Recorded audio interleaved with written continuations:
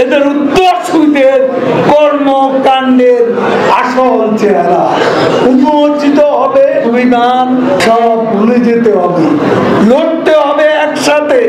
স্বাধীনতা বঙ্গবন্ধুর অর্জন। আমাদের ইতিহাস, ঐতিহ্য, সংস্কৃতি, ধারক যে বিটিভি, সেই বিটিভিকে ভস্মীভূত করা হয়েছে। আজকে আমাদের যদি ইতিহাসের দিকে তাকাই, বাংলাদেশের ভাষা আন্দোলন, শিক্ষা আন্দোলন, ৬ দফার আন্দোলন, ৭০-এর গণঅভ্যুত্থান, ৭০-এর নির্বাচন, ৭১-এর জাতীয় মুক্তিযুদ্ধ, স্বাধীনতার পর মানব সভ্যতার ইতিহাসে সবচেয়ে কলঙ্কিত হত্যাকাণ্ড ৭৫-এর ১৫ই আগস্ট। আগামীকাল এই আগস্টের সূচনা, ১লা আগস্ট। বঙ্গবন্ধু হত্যার পর ছাত্রলীগই প্রথম প্রতিরোধ সংগ্রাম গড়ে তুলেছে। ৪ঠা নভেম্বরে ঢাকা বিশ্ববিদ্যালয় থেকে শোক শোভাযাত্রা বের হয়েছে।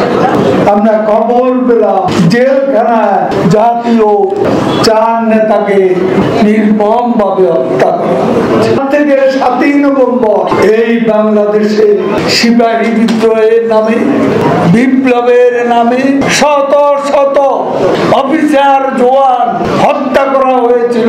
জিয়াউর রহমান এসে ফাঁসি দিয়ে কত বাংলাদেশের তরুণ অফিসারকে হত্যা করেছে সশস্ত্র বাহিনী, বিশেষ করে মুক্তিযোদ্ধা অফিসারদের হত্যা করা হয়েছে ৪ঠা নভেম্বর থেকে ৭ই নভেম্বর। এই ইতিহাস এখনো আমাদের কাছে সম্পূর্ণভাবে জানা আছে। সে সময় এই দেশে বঙ্গবন্ধুর বিপ্লবকে প্রতিহত করতে গিয়ে সেদিন যে হত্যাকাণ্ড, সেই বিশ্বাসঘাতকতা, খন্দকার মুস্তাকের সঙ্গে সেনাপতি জিয়াউর রহমান ছিল সেই ঘটনার মাস্টার মাইন্ড। ইতিহাসের এই অমোঘ সত্য অস্বীকার করলাম। মুখচ্ছবিকে ঢেকেছিল মুখোশ জিয়াউর রহমান, সেরকম একদম ভণ্ড মুখোশ ধারী মুক্তি। এদের চরিত্র উদ্ঘাটন করতে হবে, তাহলেই আজকে তাদের উত্তরসূরিরা বাংলাদেশে যে নষ্ট রাজনীতি, সাম্প্রদায়িক রাজনীতি, জঙ্গিবাদী রাজনীতি প্রবর্তন করেছিল, ব্যাকগ্রাউন্ড আমাদের জানতে হবে। এদের ব্যাকগ্রাউন্ড জানলে এদের উত্তরসূরিদের কর্মকাণ্ডের আসল চেহারা উন্মোচিত হবে।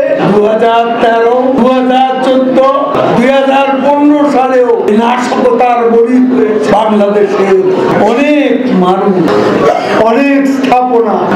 এবার তারা বঙ্গবন্ধু কন্যা শেখ হাসিনা মুক্তির সংগ্রামের কাণ্ডারি, স্বাধীনতা বঙ্গবন্ধুর অর্জন, আর মুক্তির সংগ্রামে পদ্মা সেতু সব যে অ্যাচিভমেন্ট তারা আঘাত দিয়েছে, সফল হয়েছে সেতু ভবনে, ঢাকা এলিভেটেড এক্সপ্রেস, হানি ফ্লাইওভার, বিটিভি ভবন আজকে সম্পূর্ণরূপে জ্বালিয়ে দেওয়া হয়েছে।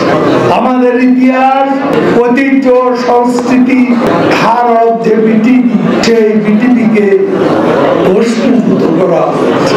লড়তে হবে একসাথে, বিমান সব ভুলে যেতে হবে। আর ওই পশু শক্তি আরো প্রশ্রয় পায়, তাহলে আমাদের সবাইকে ঐক্যবদ্ধ হয়ে লড়াই করতে হবে। সত্য, বস্তুনিষ্ঠ ও নিরপেক্ষ দৈনিক জনবাণী।